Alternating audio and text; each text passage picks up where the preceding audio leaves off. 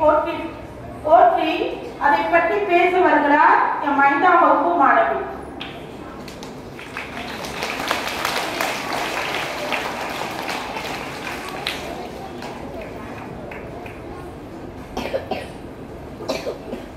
அனைவருக்கும் வணக்கம். நீரின்றி அமையாது உலகு, மண்ணில் பெண்ணின்றி அமையாது உறவு.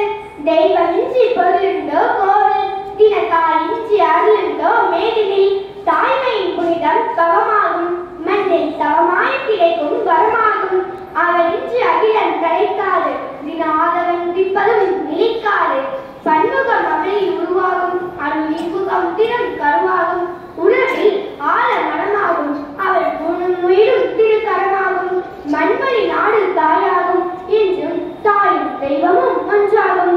உலக உரிமை உறவாகும், அதன் அகப்புறம் அவளே முகமாகும் என்றே பெண்மையை போற்ற தோன்றுகிறது.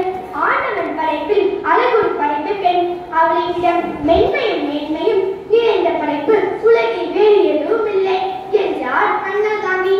பெண் அன்பின் பிறப்பிடம், பாசத்தின் இருப்பிடம். தாய்மை நிலையில் மனித பிற உரிமைக்கும் அன்பை பகிர்ந்தளிப்பவள் அவளே. ஆகவே இச்சமூகத்தின் முகம் பெண் என்றால் அது மிகையாகாது. அன்பும் பரிவும் பாசமும் தன்னலமனமும் துன்பத்தை சகிக்கும் மனதின்மையும் இயற்கையாகவே இதயத்தில் பெற்றவள் அவள். இத்தகைய பெண்ணினம் போற்றுதற்குரியது, அவளின் பெண்மை வணக்கத்திற்குரியது. மங்கையரின் உடம்புகள் மண்ணில் பறந்தோடி கிடப்பவை, குறுகிய வட்டத்திற்குள் அதை சுருக்குவது கடினம். பெண்ணின் உணர்வும் உறவும் ஆணின் ஆண்மையில் இரண்டட கலந்திருப்பதே உண்மை. அது சமூகத்தில் ஆழமாக இடையோடு கிடைக்கிறது என்பதே பேருண்மை.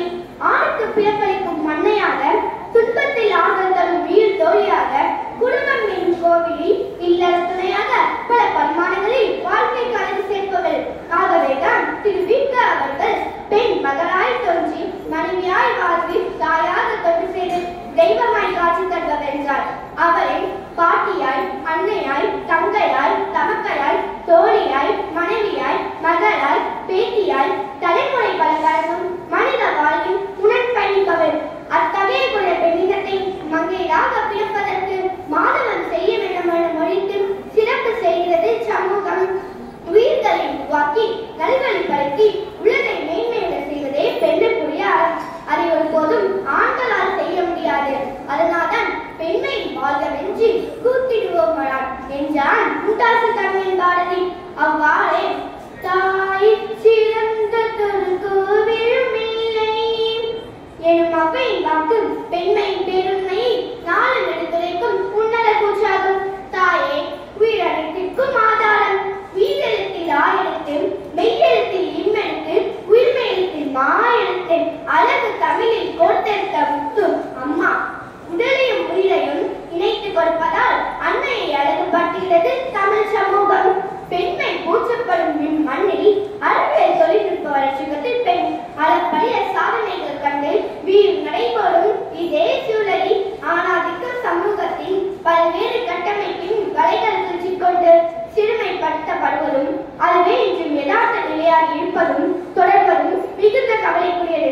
கற்பனைக்கும் எட்டாத கருவறையின் மாண்டு சிதைக்கப்படுவதும், கண்விழிக்க சிசு பெண் என்பதால் கல்வியே காணாமல் போவதும், சிறகடித்து பறக்கும் சிட்டுகளின் சிறகுகள் முழுக்கப்படுவதும், கண்ணியின் கண்ணிமை களவாடப்படுவதும், காம கைவடையின் பிடிக்குள் பெண்ணினம் சிதைக்கப்படுவதும், அவர்களின் வாழ்வே சூறையாடப்படுவதும், மனிதகுல நாகரிகத்தின் உச்சக்கட்ட அவமானம். பெண்ணினத்துக்கு எதிரான நம் சமூகம் நீண்ட காலமாக நிகழ்த்தி வரும் கொடுமைகள் அனைத்தும் தகர்க்கப்பட வேண்டும். ஒரு பெண் அருமையாக இருக்கும் போது ஆண் மட்டும் எப்படி சுதந்திரமாக இயங்க முடியும் என்று கேட்ட இங்கிலாந்தின் பெண் விடுதலை சிந்தனை வரை வேறு செல்லியின் முழக்கம் நம் காதுகளை ஒழித்துக் கொண்டே இருக்க வேண்டும்.